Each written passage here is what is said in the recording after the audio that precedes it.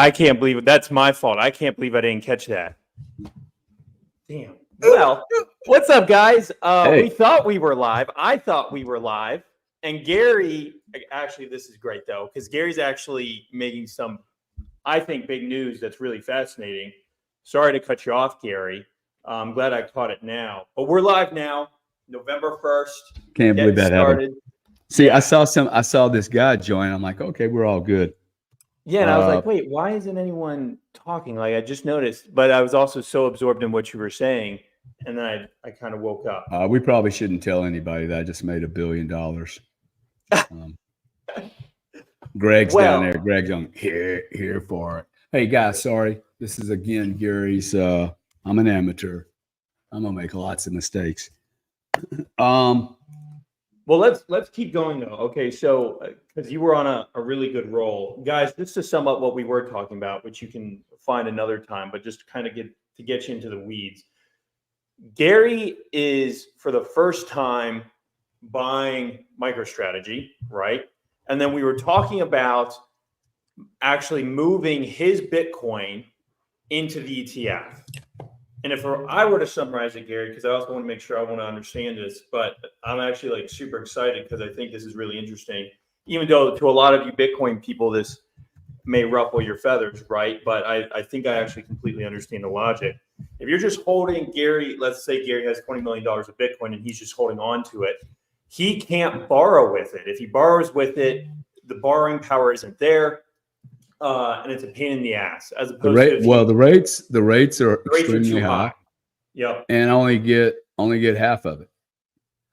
So if you move your Bitcoin and by the way, it's the greatest, best collateral on planet Earth. So why am I paying?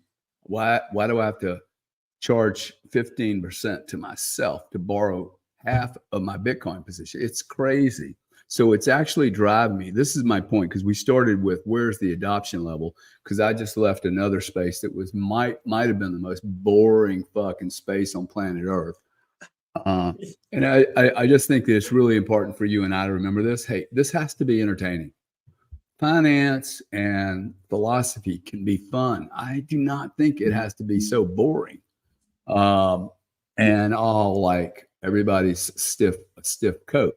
So I'm sitting around watching this MicroStrategy move. I listened to the quarterly earnings yesterday for 90 minutes. It was outstanding. And this is the part the audience missed. I looked at it and went, man, it's up in 2 months, $110 a share. It's doubled its market cap. I should short the shit out of this. This is my immediate, almost animal response. And then I'm like, there's no way I'm shorting Michael Saylor. Like, not a chance. I'll get my hands ripped right off my shoulders. Makes no sense to me that I would do that. So that if I'm not willing to short it, and this is the way I think of everything, don't want to short it. What does that mean? So then this morning I called a buddy of mine that, by the way, I haven't even met physically. I met here 2 years ago. I'm not going to share it with you who it was necessarily, but called him up. Hey, man, I'm thinking about doing this. And I do this.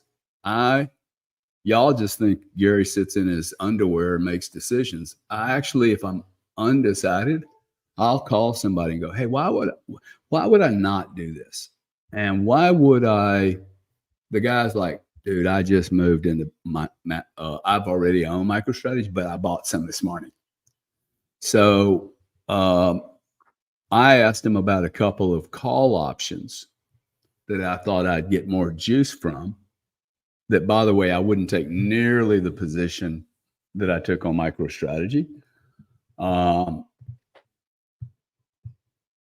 Where was I headed with that? So as I start looking at this, if I were to move into let's say that MicroStrategy truly is going to emulate Bitcoin, but with bigger swings, more volatility, which, by the way, I'm really comfortable with. Everyone misunderstands volatility.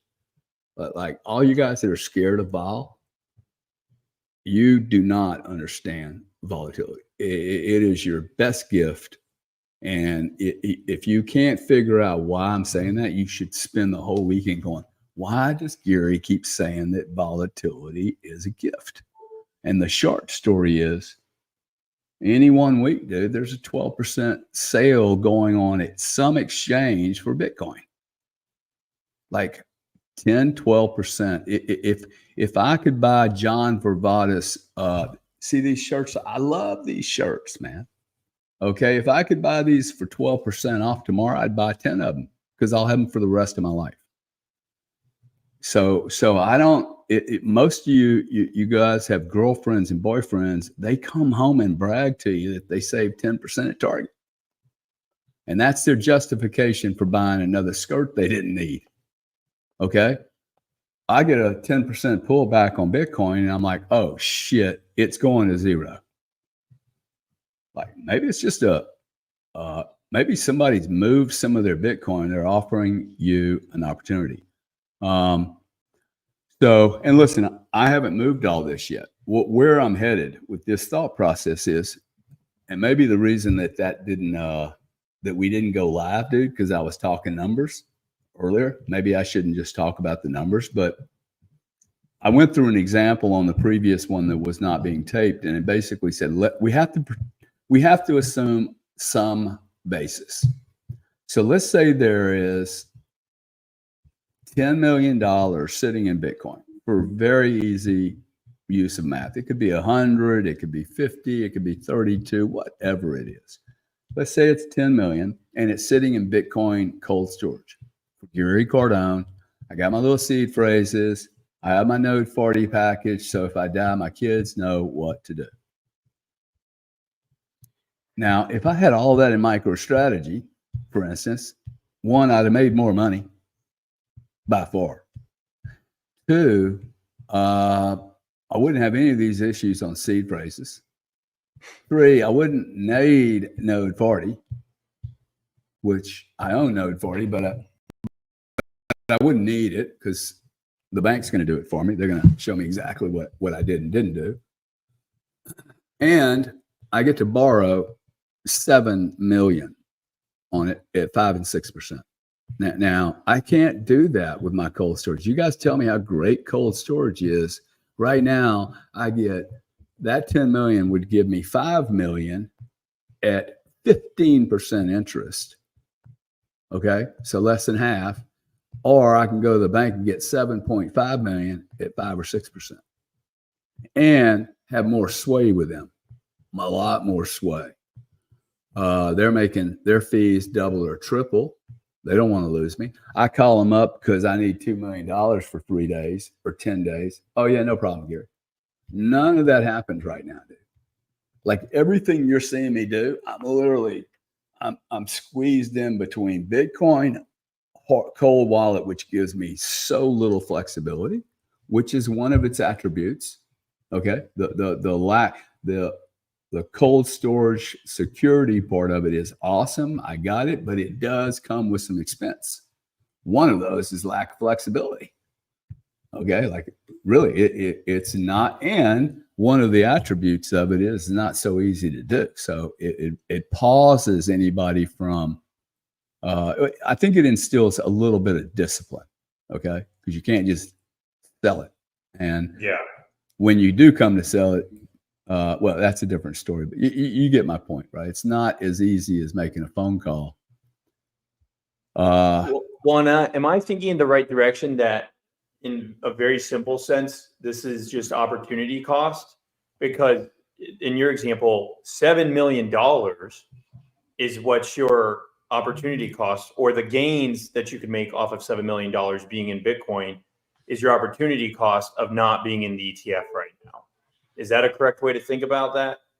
Yes. Yeah, because then I'm thinking, I get no leverage, man. I get no leverage from. I mean, we just have to be honest about this, okay? We have to be honest, guys. Cold storage is awesome. I'm seeing the comments, but cold storage has problems. It does. It has problems because Bitcoin hasn't been fully adopted and taken in yet furthermore, I can't blame the banks because I can't tell you if that treasure or that ledger piece of, like, I think people have, oh, look here, I got my wallet.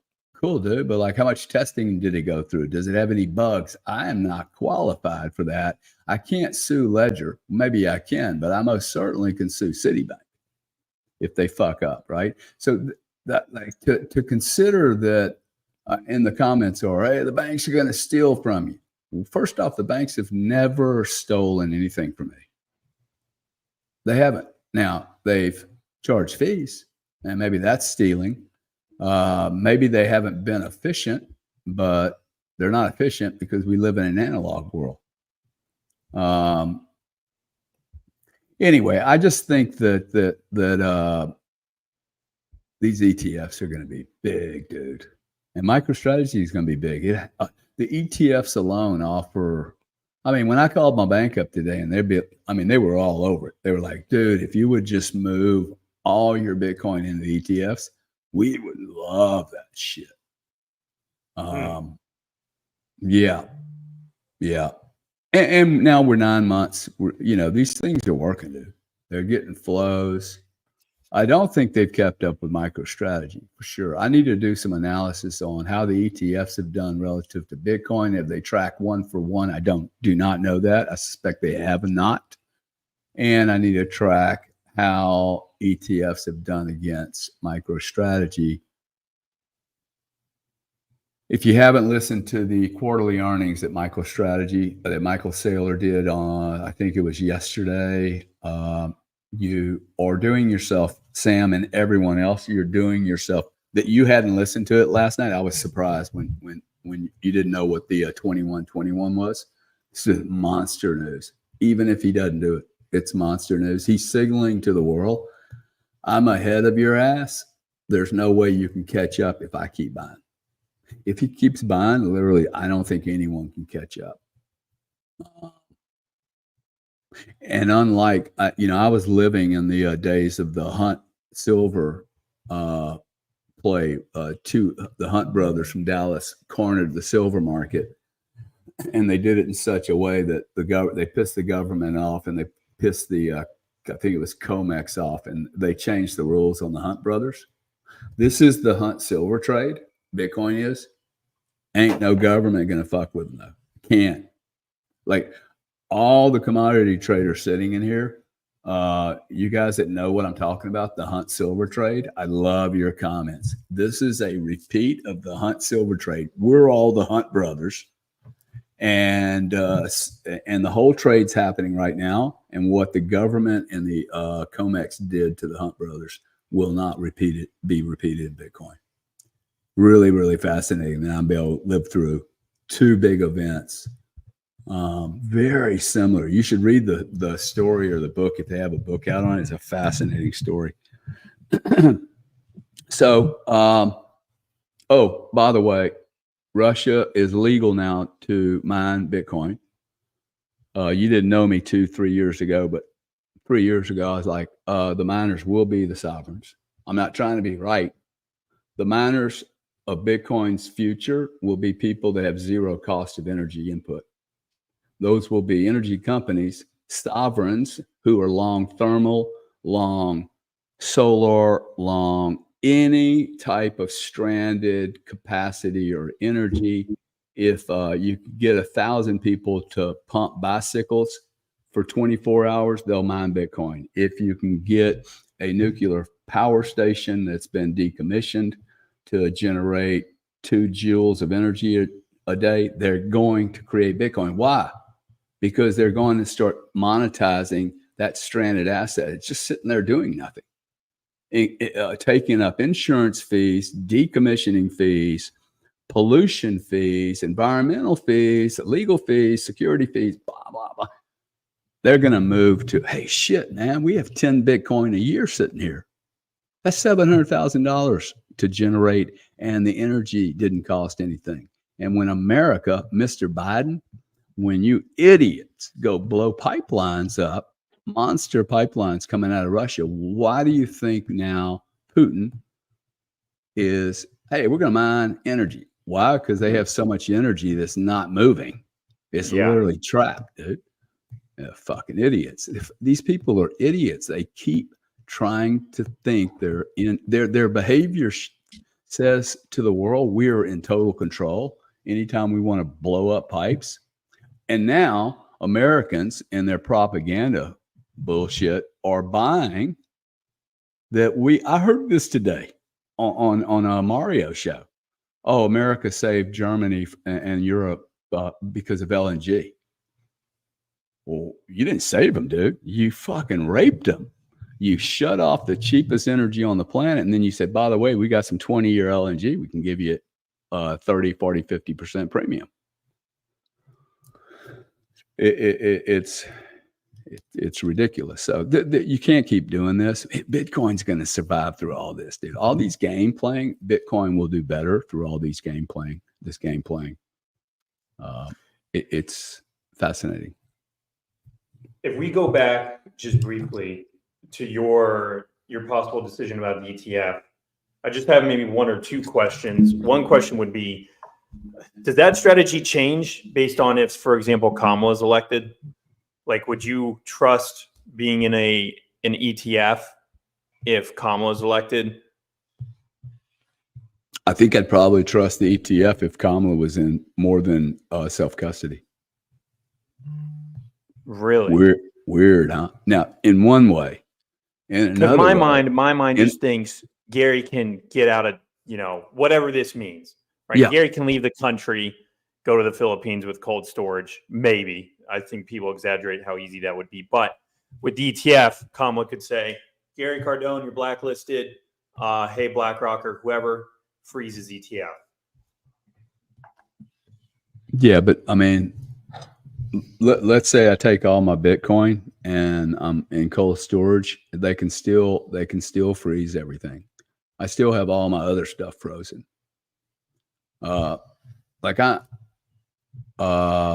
If you only have Bitcoin, you're in a different position. Okay, cool.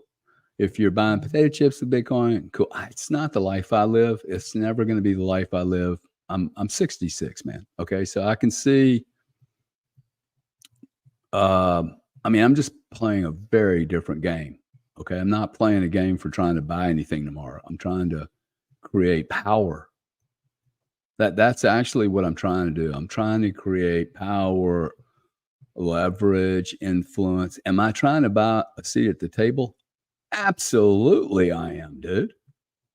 Okay, it is only the super rich that go off and play on yachts and hang out and do nothing.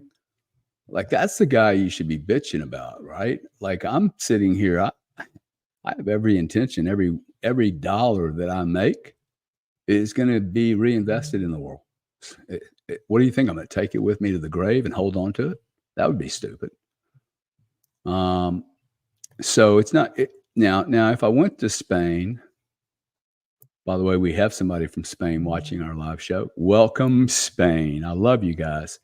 Portugal, love you guys. Italy and Greece, awesome. Sicily. There's still men down there, I understand, but look, just the ability, dude, to be able to borrow that kind of funding. I mean, I'm just in a weird place where my Bitcoin position's getting bigger than everything. And now, I mean, you think about that, you're like, oh, wow, that's a problem for me because I've been able to borrow against all my other stuff, right? I've been able to I mean, this is how people get wealthy. They don't ever they don't sell their stuff. They leverage their stuff. We got Tim in the room. Tim's going to talk to us about some short-term stuff. I mean, we've had a really interesting week.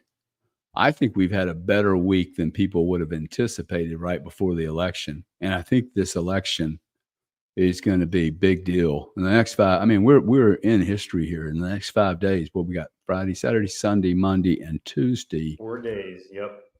It's TikTok. Anything could happen. I think whatever happens, Bitcoin will be just fine. it will do, most certainly it will be, if Trump gets elected, and this is my pitch to everyone, we will have less regulations. There's 483 regulatory divisions inside the United States. There's no reason you couldn't kill half of them. Okay. I mean, kill half of them. Some of them were put in place 40 years ago, man. See, this is something Elon said that I thought was really interesting. And he ran the parallel to operating systems. Like one of my computers, Sam knows, $2,000 or $3,000 computer. I can't use it anymore because it's just bloated with shit. We can't even figure out how to get it all off, man. It's just, well, we have 40 years of regulations, man. Nobody ever went through a regulation in 1940 and said, hey, by the way, flying squirrels with pink heads no longer exist, and therefore we no longer need a regulatory rule on pink squirrels. We never do that, man. How fucked up is that? So if the government doesn't ever clean up its shit like every other business would do, what do you think is going to happen? You're going to just start running slower and slower and slower, and then you're going to be doing all kind of weird hacks like, let's intervene, let's blow some pipes up, let's change the interest rates. First off, we got to clean up the operating system, man. Just flush it out. I hope that happens. It ain't going to happen under Kamala. Kamala's going to have J-Lo there running a division talking about emotions. Okay? Yeah. Emotions literally. is not going to fix this fucking country. In fact, the only emotion that's going to fix England, Germany, Europe, and America is anger. You guys should get pissed off at what's going on. You're being abused. It ain't going to hurt me. Like, I can put up with the abuse. I can afford the lawyers. I can afford to leave. The middle class is being absolutely savaged here, and you guys have to get outspoken. That's the only reason I'm doing this. One, we have the ability to be outspoken. Two, we have people, anybody like Tim wants to come on. Come on, dude. Grab a camera, grab a mic, and in fact, just bring him on up if you can. Sam, you have to. Okay, everyone should join this club. Okay, everyone has a voice. Everyone has a role to play, and like, they're probably going to target me. I'm probably going to have to like incur some shit. But if there's 40,000 of us doing this, good luck to them, dude. Only a few of us will get grabbed. It's cool. Okay. But then Tim will pop up, Sam will pop up, and we'll have more martyrs. And you cannot kill truth, light, and honesty. You can't, and authenticity. And there isn't any, man. All we need is just a little tiny bit. Yeah. Tim, thanks for joining us, buddy. Yeah, it's great to be on here. I'm even, what you're talking about here, Gary, you're referencing a revolution. What revolution in the history of mankind didn't come with casualties, with sad stories, with brokenness? But when you live in a corrupt society and you have to rebel against it, that is a big sacrifice. You have to be willing to lay it down. And Gary, you're 100% right. There are people right now who they can leave, they can get out of this. I'm definitely in that spot where I can't. Like, I am stuck here. I am in the United States. I'm here to fight. I'm not a doomsday guy that thinks that, oh, if Kamala wins, that's it, that we're going to go into a civil war immediately and there's going to be chaos. But it's something that I watch the fabric of our nation and the way things have gone down. And you have to start. I mean, I those who don't know me, I have a 16-month-old son. When you have children, it changes the way you perceive the world and prepare for the future. When you're a single guy, even if you're just newly married, but it's just you and your wife, you have a lot of flexibility. You have a lot of like, hey, things can go. When you start to think about the future in the eyes of not just yourself, but your children, you have to start preparing yourself. And I told my community, I had just like I don't even know what I call it, just an epiphany one day. I'd kind of been riding the sidelines, kind of making it clear that I preferred Donald Trump over Kamala Harris. But we kind of rode those lines of like, listen, guys, we're here to talk crypto. We want to talk investment. We're going to leave politics out of it. And I was just watching my son play in the backyard, not a care in the world, just everything's perfect. And I thought about, what am I doing to prepare him, A, for having a good future, but B, what happens if the future is not good? What is he watching me, his dad? You know, every son's hero is his dad. What is he going to watch his dad do? Is he going to watch his dad slink off to the sideline and live in la la land? Or is he going to watch his dad approach the hard conversations, approach the difficult things, and be a man of honor, integrity, and bravery? And so I went on our channel and I said, listen, guys, we've been playing this dance around it for months. I have respect for every human, no matter who you end up voting for. I think you should exercise your right to vote, but I'm going to be vocal. I don't care about the backlash. I don't care if half of you guys end up leaving. I'm going to endorse Donald Trump. And it's not because he's the most stand-up character person in the world. It's not because he's a Christian. In fact, I call, as a Christian man myself, sometimes call into question when people think that Donald Trump's a Christian. I'm like, let's not make him out to be this savior. Let's not make him out to be the epitome of a perfect human being, because he's far from it. But at the end of the day, when I'm thinking about the future, I'm thinking about presidents and I'm thinking about politics in general. I don't really care about the character of the human being in terms of what they do outside. I need a person who's going to enact policies that protect myself and my children and my children's future. I need somebody, that's the other thing. People talk about, oh, he's a mean tweeter. Well, in case you haven't looked around the world recently, we kind of need somebody who's a big bad force. We need a bully to lead the states. We're still the most powerful and richest country in the entire world. But if we have weak leadership, like we've had over the last 4 years, Russia, China, Iran, North Korea, they're going to walk all over us, despite the fact that we have all the aces in our hands. Our world needs a bully. And Trump is a bully. Tim, let me ask you a question on that. Because everything you said up to that point, I thought was awesome. Bully. Now, I have met Donald Trump a couple of times, and I will tell you, I know bullies. I'm most certainly not a bully. I don't think anybody could ever say that I'm a bully. You might not like trading against me, but I'm not a bully. I don't see him as being a bully. I see Kamala Harris and Joe Biden being bullies. When I say bully, Gary, I'm kind of being facetious, playing into the ability left. to handle a bully. Right. Well, and maybe he has enough bully in him. The way you handle a bully is you just fucking knock him out. You just smack him right then and there, and he goes away. I like that he has this ability to call bullshit on bullshit. And so if that's what you're saying, I just think bully might be because bully's I think if you're a bully, it's uncool. Like you're probably the problem with bullies is that they grow up and nobody ever spanked them. Nobody ever slapped them down when they should have when they were a kid, and they become narcissistic and start to think that they're the mutt's nuts. But I just don't get that vibe from him that he's the bully. I think that's fair, and I'm like I said, I'm more using the semantics of the term, right? The left calls him a bully. The left complains that he sends out mean tweets, that he's harsh.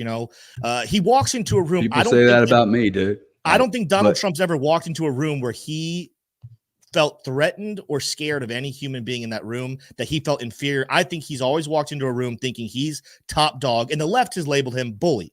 So I'm kind of playing facetiously saying, we need top dog. Let's change it to top dog. We need a strong leader who's not afraid of anyone, who's going to walk into a meeting with Putin or Xi Jinping or any other foreign leader and say, you're going to do what we told you to do. We're going to keep peace here. Or guess what? I got bigger toys. I got more powerful weapons. I'm not afraid of you. I will use them. I just don't see Kamala being the type of person who carries that type of weight to actually walk into a room with another world leader and do that. I think that any other foreign leader would walk all over her in any type of meeting. She kind of walks over herself in her own meetings, her own little press conferences. So I think you're right, Gary. I think I'm using the word bully loosely, talking about a powerful leader, alpha. I saw someone in chat say alpha male. That's totally the correct way of phrasing it. Yeah. Well, look, let's switch gears. I know I'm seeing the comments. People want to get off. I think they're sick and tired of talking about politics. And I don't know if you have any charts. Your expertise, you're a day trader, correct? Correct. Yes. And if you want to bring up your own charts, that's fine. Happy to have you do that. Just let me know. But we've had a little movement today.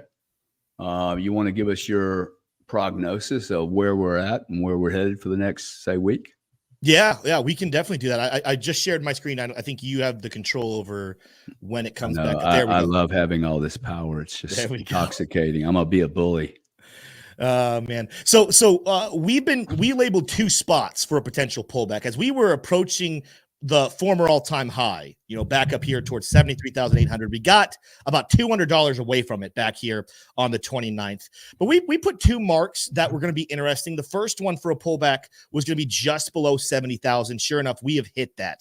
But as you zoom in, anyone who does look at the charts and is looking to day trading, you're going to see some signs, right? Very simple signs showing you we got some weakness problems here. This candle this is the 4-hour chart right here. This candle coming up here this morning, you guys can see a massive, what we call a wick above.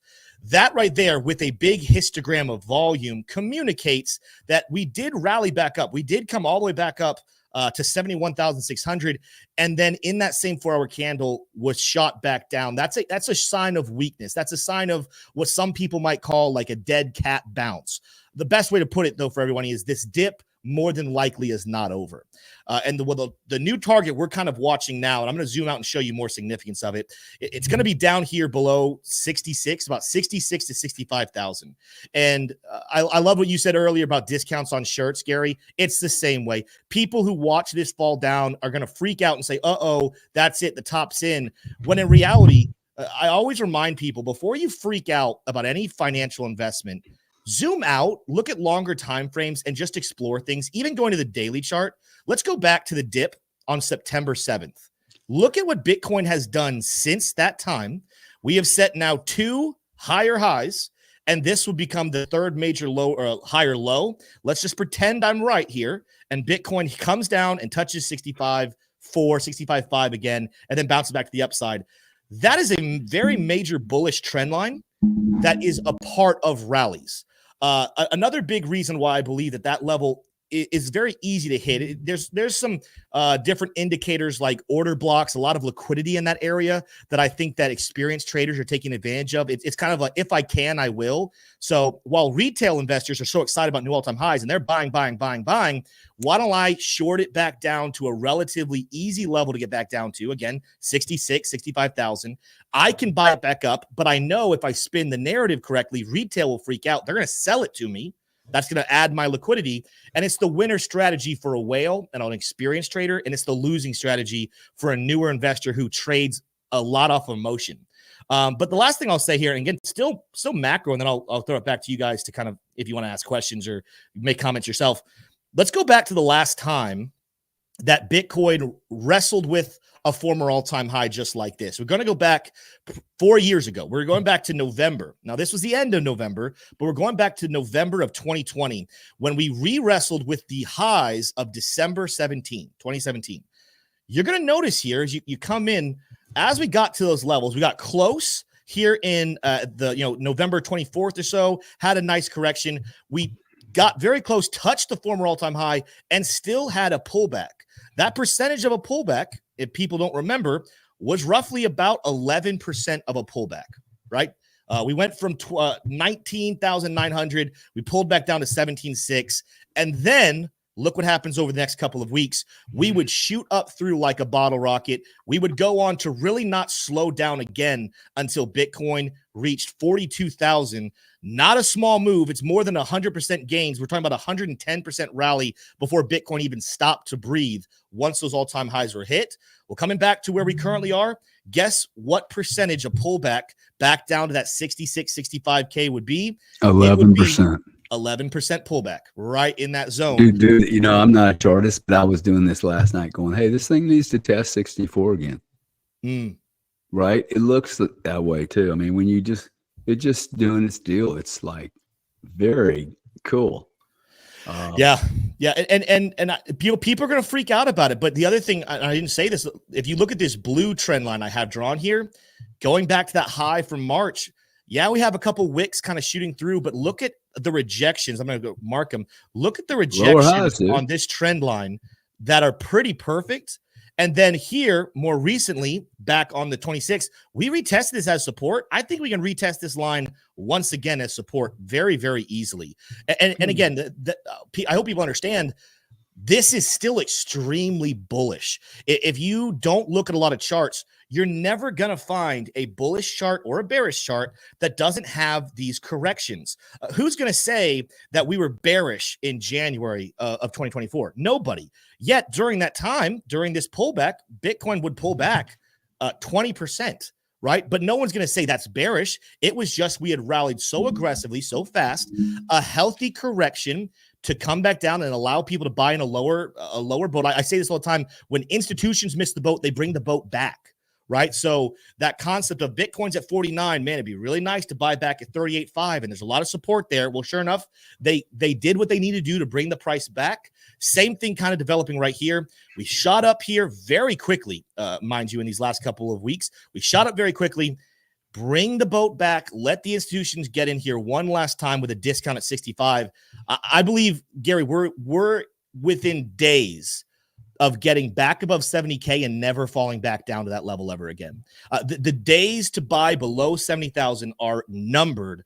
I don't know if that number is 3 or 5 or 14.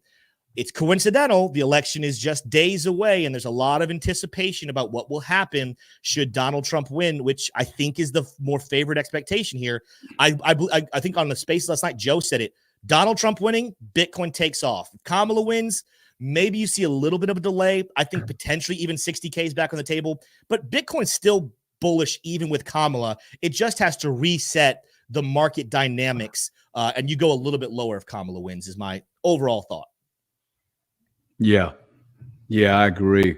Are you looking at anything else, or you just follow Bitcoin? Are you seeing any other? What makes this fall apart? S&P implodes. What makes this move fall apart? Yeah.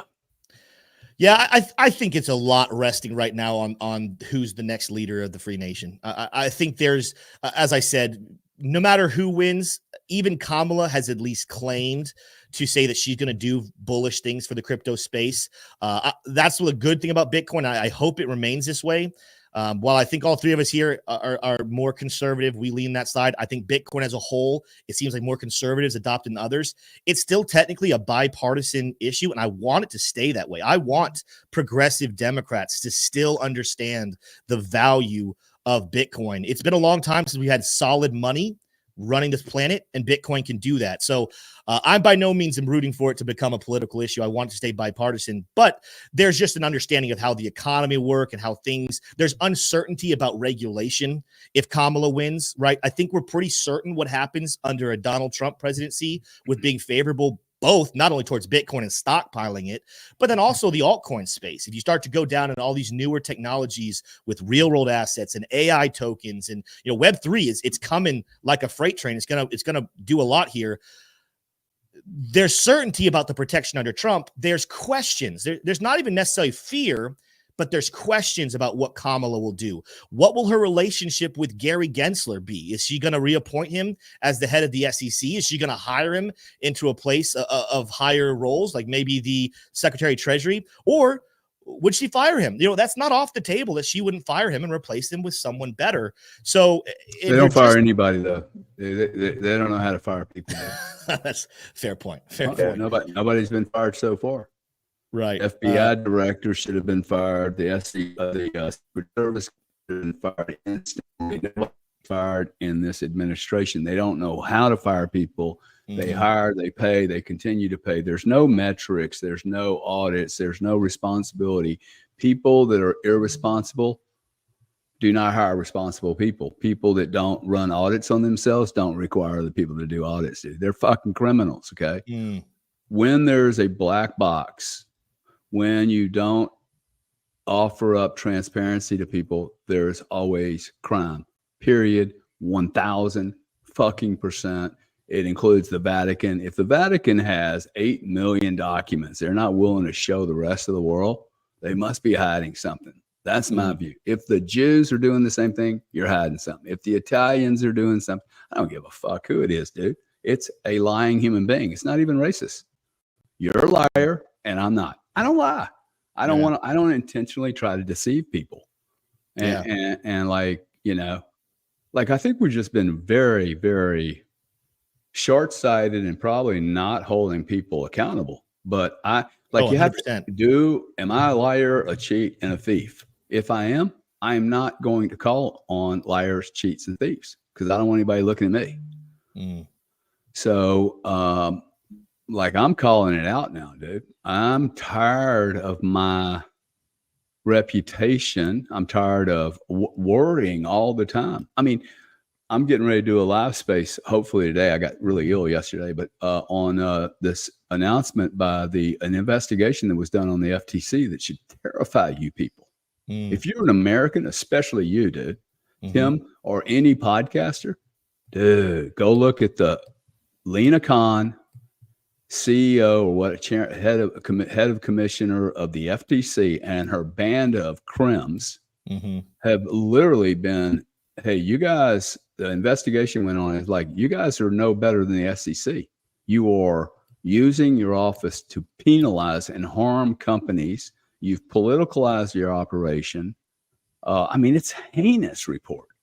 It's a heinous report. We live in a fascist country. And Bitcoin's here to help us. I think Trump's here to help us. If he is a bully, which I don't think he is, I think he actually wants to help the world. And if I'm 76 and I've made a shitload of money, I only care about one thing. For instance, it dawned on me the other day, why are some of these billionaires, stroking their dick for some politician? Why are they doing this? And it dawned on me, like Mark Cuban. Oh, wow. He wants to remain relevant, man. Yeah. Okay. Like, and maybe, he was a one-hit wonder or two-hit wonder or whatever, but he's trying to find his place, and he doesn't want to go into the distance and be forgotten. Yeah. And it's really sad, man. Like, I just want to help people. And when I'm no longer valuable, I should go quiet and let other people speak up, right? Maybe help from the background. But these people are embarrassing themselves, man, which I find very exciting. Like, everybody's showing their colors now. I mean, nobody from the Biden administration is asking me for any input. The people asking for input from the other side, unbelievable, man. No one's scared. Okay. Like, even the most different people, no one's scared in those groups. They're like, yeah, I can hear your viewpoint. Now, you have politics. I mean, he's got to hire 4,000 people. He's going to make some mistakes, man. Right. Of course he is. He's going to have some people that are already screwing with him, that are already cheating and betraying him. He'll figure it out. Well, he actually talked about that. Did you watch the entire Joe Rogan podcast? No. Okay. No, I did so not. In that podcast, anyone who listened to it, he talked about, he said, I love the humility he had when he said this. He's like, I wasn't prepared for the job, pretty much, is what he all out said. And the reason why is because he said within like the first day, there's like 150 hirings you have to make day one. Yep. And he wasn't prepared for that. He wasn't ready. So what he did was he pretty much just, if he got a recommendation from anyone that he had a favorable experience with, he just went ahead and hired that person. I remember vividly the stories of Donald Trump fires this person and this person, this person. And there's kind of this thought process of like, oh, maybe that he just did something that Donald Trump doesn't like. And Donald Trump, he's just so full of himself. He's just getting rid of anyone who counters him. And the reality is, no, he was forced to hire people he knew nothing about. And as soon as he saw their colors and what they were capable of, he said, no, that's not what I want. You're out. He has a much better game plan this time around. And that's what I found very fascinating. But even that humility to say, yeah, I messed up. I wasn't ready for it. I'm ready this time. Yeah. There's a big responsibility of who you hire, and I'm gonna nail it this time. And that's, I mean, even things we're talking about here with the government efficiency. It's the meme world right now in crypto. Doge has kept picking up some steam because Elon Musk, who's going to run the Department of Government Efficiency, also known as the acronym Doge, that is going to be amazing. That is going to be phenomenal. Having RFK be able to run, and they're leaking now that he is literally going to oversee every major health organization. He's going to oversee the food industries, the medical industries. I heard someone say this the other day, and I'm going to just copy and take exactly what they said. Donald Trump came in 2016 saying he was going to drain the swamp and was unable. He is uniting the army he needs to actually drain the swamp this time around. Yeah, it's and if he does half a job, I'll be impressed. Okay, it's a hard job, but just even saying that you're going to try and do it is some progress. So yeah, Tim, thanks for being here. Really appreciate how articulate you are. What part of the world do you live in, by the way? Well, at the moment, we're up here in Atlanta, Georgia. You know, my wife and I are having conversations where we're moving next. As our channel, our company's taking off, Investing Bros. That's the cool thing about being a podcaster. You're free to live wherever you want. So we'll find out. We'll see. Maybe some of that depends on who the president is and what states. I have a friend I went to dinner with the other night, and she is getting ready to do a year on. She's going to go podcast, and she's going to go all over the world. Yeah. And I like to, at your age, you should most certainly do that because you can. It would be such an awesome experience to go all over the world. Singapore, hang out in Singapore for a month, go to Japan for 5 months, go to Vietnam for 5 months. And just like people now can do anything they want, wherever they want. And it's really, really, really cool. Thank you very much, sir. Good to get to know you. I look forward to working with you in the future. Absolutely. Thanks for having me, guys. Yes, sir. Sam, I personally can't wait, and I'm not saying this about Tim, but I cannot wait till we're not talking about politics. When it starts, it's hard to get anybody off of it, man. It's just like, and the audience too. Who's tired in the audience, huh? From politics? I'm worn out, man. I would like to say some thanks to just a few people. Shout them out. I think this is cool. Mike Mack, my boy. How you doing, buddy? Good to have you here. AMR, Swami, Daniel 939 Bitcoin second. I like that comment. Must have mustache. Thank you for being here. Gregory Kresiak. I guess you're dry now, huh, bro? Whoo, that guy got wiped out. Lost a couple of fancy cars, lost a house, but he still got his girl. So that's all that matters. Let's see. Kamala falls apart at an interview. Shit, dude. She falls apart in 2 minutes. I mean, I haven't seen her do any interviews. What an embarrassing human being. If I was a woman, Sam, I would be really like, this is the best we could do. Really, man? This is it? I was just talking to somebody the other day. You know, I'm not a Hillary Clinton fan, but Hillary Clinton ran laps around Kamala Harris. It's just crazy. What a downgrade. Yeah. Yeah. Well, Hillary. This country, how it got here. Just amazing. What else we got today? Let's see. We were talking about I'm going to do a show on the FTC thing. I think it's big news. Of course, it's already getting buried. Nobody's talking about it. Very few people ever want to talk about the FTC, the SEC. I'm going to go ahead and do it. My lawyer's probably going to freak out. Let's see. I am so excited about this next year, Sam. I think there's going to be a lot of excitement, a lot of change. I think there's going to be people that, I never considered in my whole life. If you're considering who to vote for and you haven't yet, when I saw my twin brother on that stage, I'm like, whoa, man. I kind of had a sense the way they were treating me, like, oh, wow, like I can become involved in this administration. You know, as growing up as a kid from Lake Charles, Louisiana, neither my brother or I ever considered this could be a journey for us, mostly because we were white trash, dude. And like, you guys don't, other people think about politics, not y'all. I saw my brother. I'm like, damn, dude, they're not treating me and him separately. They're bringing in a lot of people I like. Like I now have 3 or 4 really good political friends that are politicians, and they're nice people. Like Anna is a nice person, man. I love Vivek. I can spend a lot of time with Vivek, no problem. And they're all business people, dude. Not one of them have been like, oh, you're an idiot. Or by the way, I want to spend 15, 20 minutes with Cindy Loomis. over coffee. I don't know if you got that note. We're in Miami next week, guys, 7th and 8th. If you're in Miami, come hang out with us. Let's have a coffee. I might even shoot a tequila with you if I'm feeling good.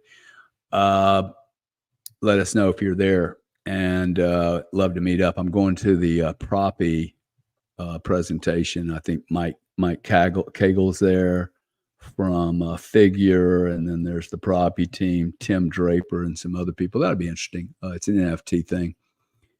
And we have the election on Tuesday. Tuesday will be just full of Twitter, right? Twitter will be going, X will be going nuts. What's your prediction? You're probably going to be up all night. My first prediction is Gary Cardone is going to be up all night Tuesday, would be my assumption. Just watching everything. Pick a Thursday or Friday, and I'm usually up all night too. So, Sam comes in at 9:30 in the morning, and I'm like, "Bro, don't come talk to me. I'm just getting out of bed." And he's like, "Shit, again? What do you think, man? What's the election going to be like? I think you've gotten a little gun shy from a blowout." No, I always tell people it depends on how honest you think 2020 was. I think it's very possible that we just don't know on election day. And if everything's fair, I think Trump would win Pennsylvania, Wisconsin, Michigan handily. But all of those states I'm starting to see are going to be delayed. Right. And so, okay, if it's delayed, what happens next? Who's watching? Where are the votes coming from? And then it just turns into a shit show. It really does. It turns into a whole mess. So more than anything, I'm just expecting a lot of confusion, but a lot of eyes. I mean, I don't think we're going to know the night of, even if it's a sweep, even if Pennsylvania ends, for example, that night and says, well, right now we have 250,000 extra votes for Donald Trump. Pennsylvania will probably still say, well, yes, but we need time to count everything. Right. That's what I think will happen. But I do think Trump's margin is going to be very large. I think it will be a tight race, but I think he's going to pull it off. I'm trying to build in what I'm not prepared for. So that's why I'm kind of like I always tell people, even though I want to tell you right now, Trump all the way, 100%. Like there's no way he doesn't win. And then there's another part of me like, okay, hold on. What am I missing? What have I not looked at? What could happen that I haven't seen yet? Yeah. If we have an election, it'll be a blowout. Now, what is a blowout? What is a blowout? Yeah. What was it? What was the last couple of years? Isn't it like 51-49 or tight or 51-4 and 50 something? I mean, the last blowout we really had, I mean, Clinton won, but the country was pretty divided still. Reagan, his second term, lost one state. Nixon, his second term, lost one state. Yeah, that's we're gonna see. This is a blowout, dude. This is Richard Nixon and Reagan again. This is it. This is an event. It's going to be a deregulation period. I haven't seen it in 40 years. Ronald Reagan came in office when? 80s. Oh, 80s. 78 or 82. Okay. My career in 1981, I left college, went to the energy space, and Ronald Reagan had the balls, dude, and the clarity to look at the energy construct in the United States saying, hey, we've been paying these pipelines for like 20 years, 12% margins. It's time to open them up. And he went through and deregulated energy. He opened the pipes up. He literally created FERC. Well, I think FERC was already there, but he created a group of guys like me that basically sat down with all the pipes, all the grids, all the utilities, and all the pipeline producers and said, hey, let's create a market where you can price any of your energy anytime, but it's not at the expense of Joe Consumer. It's not under a construct where only a big oil company can play the game. Today, that industry has grown by 15x. It has nothing more than a 30-day contract. It is totally open. If I wanted to go get a transport license across a large piece of pipe from, say, Pennsylvania to New York, nothing can stop me from doing that. No one can say, no, you can't have transport rights on that pipe. That's the way it used to be. Now, what has happened? Natural gas and oil have both fallen over 20 years. We have the cheapest energy in the world, $2.83 natural gas. When I started my career, it was over $6. It's come down 300%. It works extremely well. We've had bankruptcies. We've had Enron. We've had every possible calamity that could happen. Not 1 kilowatt changed. It kept moving. It kept structuring through the market. Not a decatherm stopped. The only time we stop energy is when we blow pipelines up and we start, using kinetic weapons to be to blow infrastructure up. Furthermore, we've done so much intervention in the last 20 years. I think the entire energy complex around the world is so stable now. It has other alternatives. America's now lost. I think we've lost our ability to influence the energy complex. OPEC's dead. NATO is effectively the walking dead, more like a vampire at this point. And all these constructs, they were put together 20 and 30 years ago. The world is changing so fast. I don't think any of the constructs survive. So this is when you want to have a non-political party. You want to have business people, man. Like if we just get 4 to 8 years of business people going, what do we need to do to supercharge our corporation? If we think of the United States as a corporation and we behave appropriately, it's going to be the greatest country in the world because we're going to be measuring ourselves on metrics. Like if we don't need 72 million people in government, maybe we should not have 72 million people in government. If we don't need 86,000 tax people, IRS people making 130 grand a year, maybe we only hire 10,000. I don't know. I don't know what 86,000 IRS people are going to audit.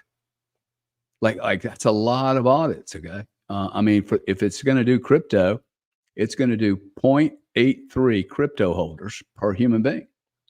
So every IRS man's going to audit 1.2 human beings or less than 1 human being. Come on, man. That's you. What are all these people for?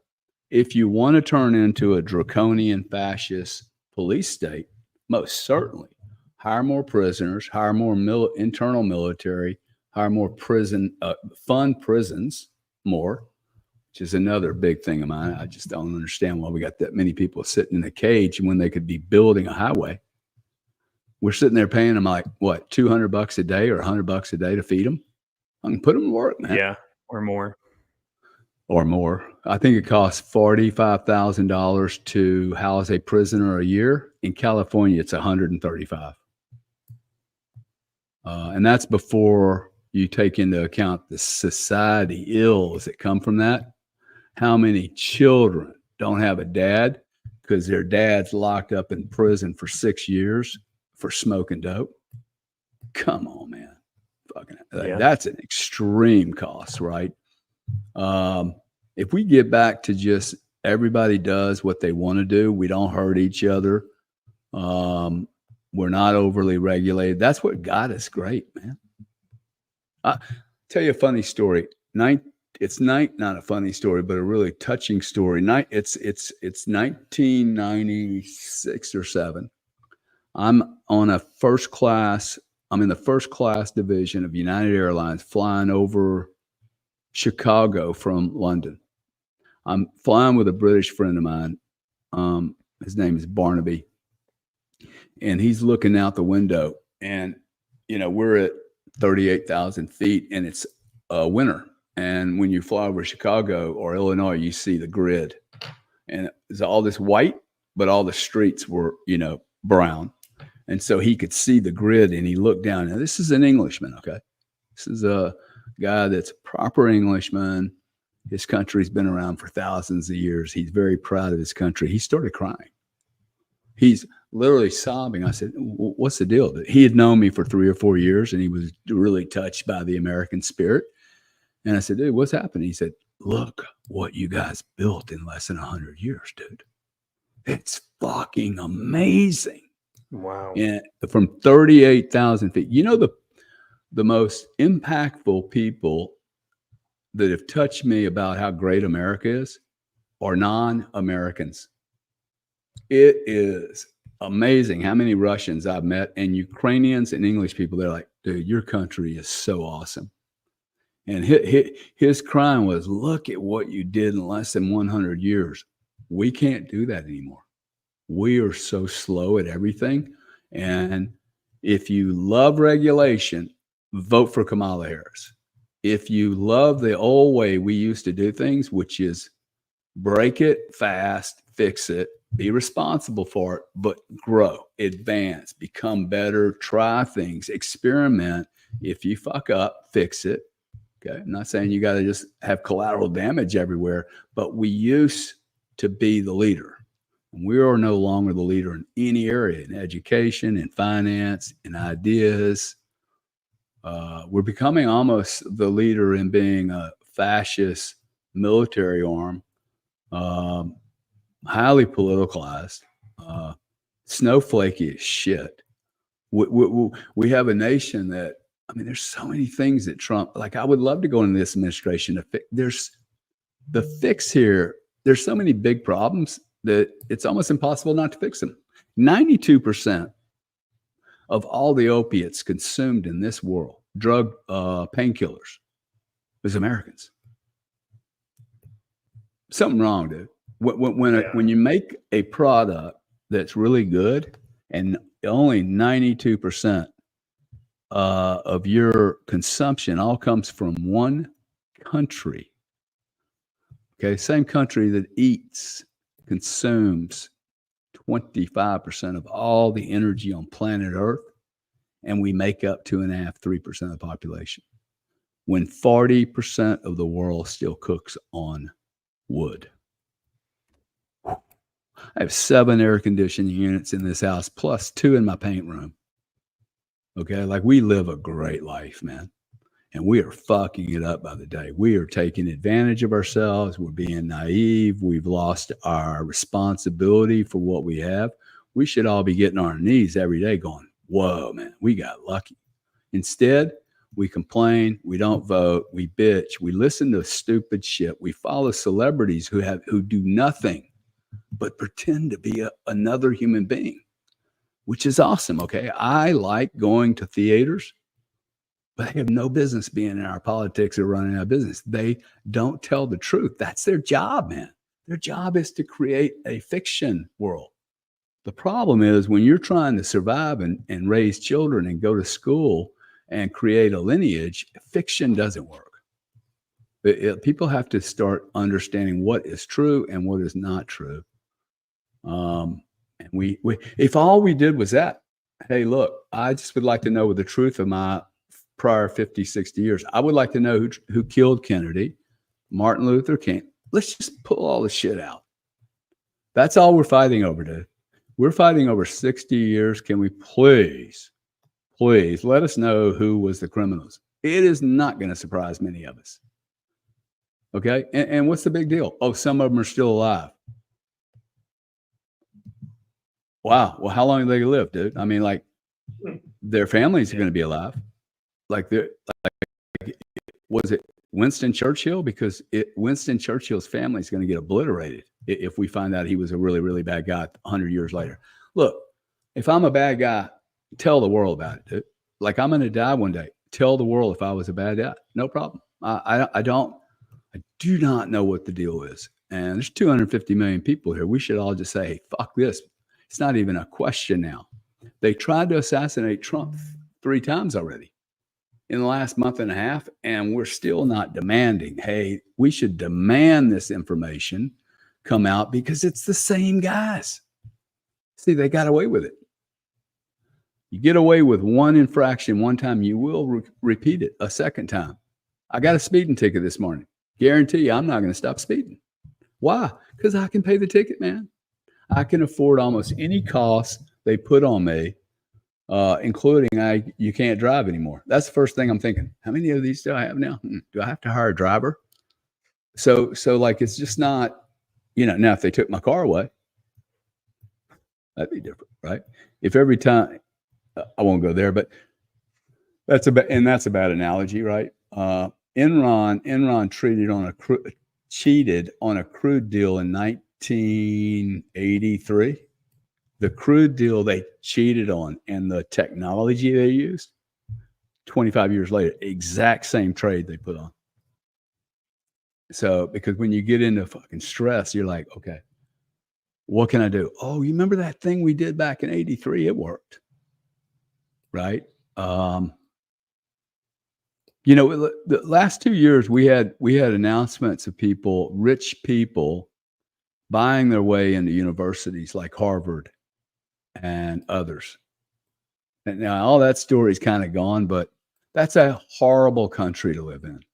When you have movie stars able to buy their little Billy, who's a total fucking snowflake, IQ of 12, and you get him into prestigious Harvard, which I think actually this decade, we're going to see Harvard and Duke and all these super schools get destroyed. Their pensions are going to get destroyed. Their alumni ain't going. I don't know if you read the last story that Bill Ackman wrote about Harvard. It's horrible, man. So all our institutions have lost their way. Like, we've lost our ethics. I think this is the period of becoming a better country, and that means 250 million people becoming better people, which has to be a good thing, man. Right? Wouldn't it be cool if America was able to lead a revolution of nice and productive? That'd be cool. My kids would like it. Like, my children are like, wow. They're like, really, wow, man. Like, this world is bizarro. It's complicated, and we're seeing all the past, sins almost getting paid for in a very short period of time, right? It's like what they call rubber band effect, right? And then it's all coming to a close now, is what it seems like. It's what it feels like. Well, a year or so ago, an engineer heard me use an analogy. I love my analogies, and I used the concept of the pendulum. I said, man, this pendulum with transvestites, now you're changing body parts, and people can, you're 12 years old, you don't need to ask your mom, you go to a doctor. I'm like, this pendulum is swung so far. All pendulums swing back. And he corrected me. He's an engineer. He said, bro, they don't just swing back. The math says they swing back all the way to the other. It has to go to the other extreme. Now, this is concerning to me, because if he's right, and I think he is right, we have a long way to go, dude.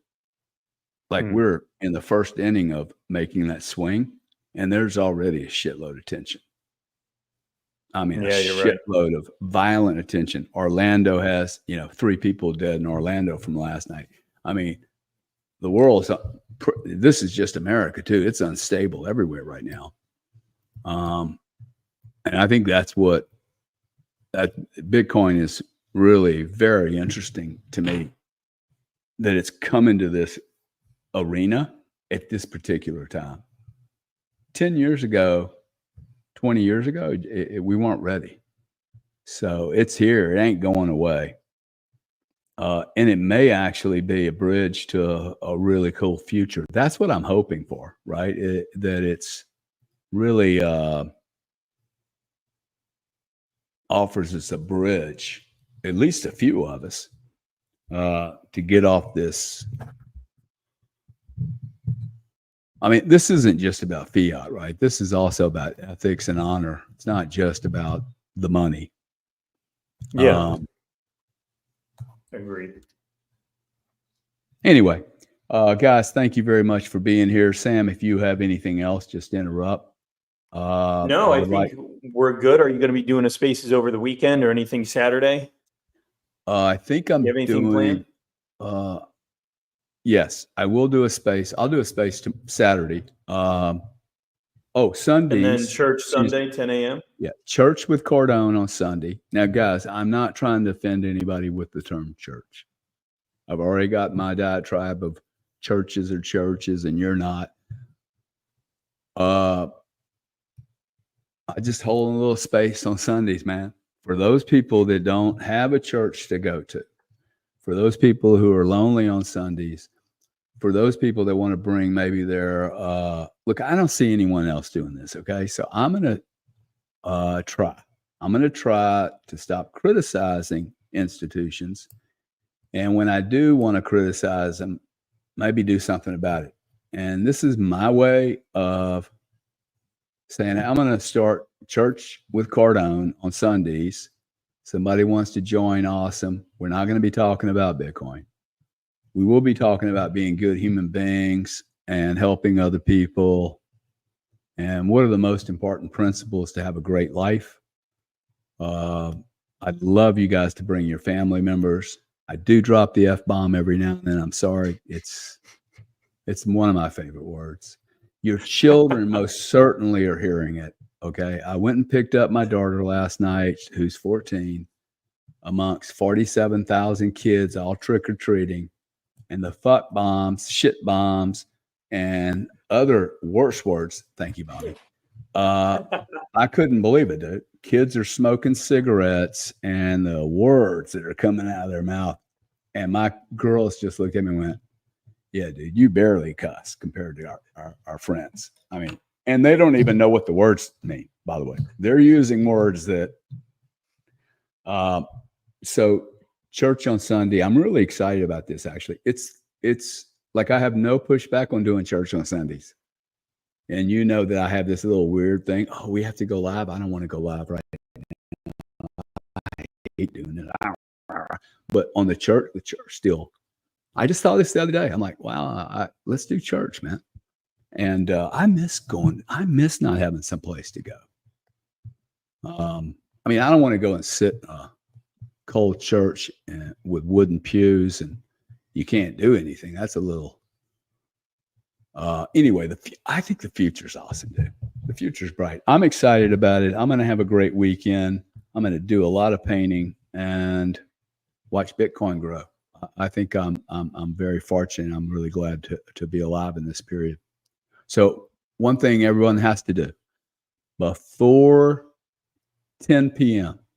tonight, you have to do something nice. There's 1,100, 2,000 people in here. 2,000 people, dude. This is starting to take. You notice this, Sam? People, I was in a space the other night. Somebody said, hey, by the way, be nice to somebody today. I heard that the other day. I'm like, oh, wow, it's taken, dude. 2,000 people today. Do something nice for somebody else. Half of those people, when they say thank you, I'm assuming half of them will say thank you. Say, hey, wink, wink, nod, nod. You're in a secret club. Now, all you have to do is go help somebody tomorrow. And this will start to replicate and expand. Very cool little hack. I'm really proud of it. I'm going to do it. You guys need to remind me to do it too, because I forget. So sometimes I just justify saying this and going, okay, I've done my thing. I spoke to 2,000 people. That's not enough. Okay, I need to do more than that. If you can do more, you most certainly should do more. Sam, any closing comments? No, that's it. I appreciate you guys tuning in. We'll see you Sunday and then next Monday, and we'll have a fun time over the weekend and get ready for the election. You guys are awesome. Be strong.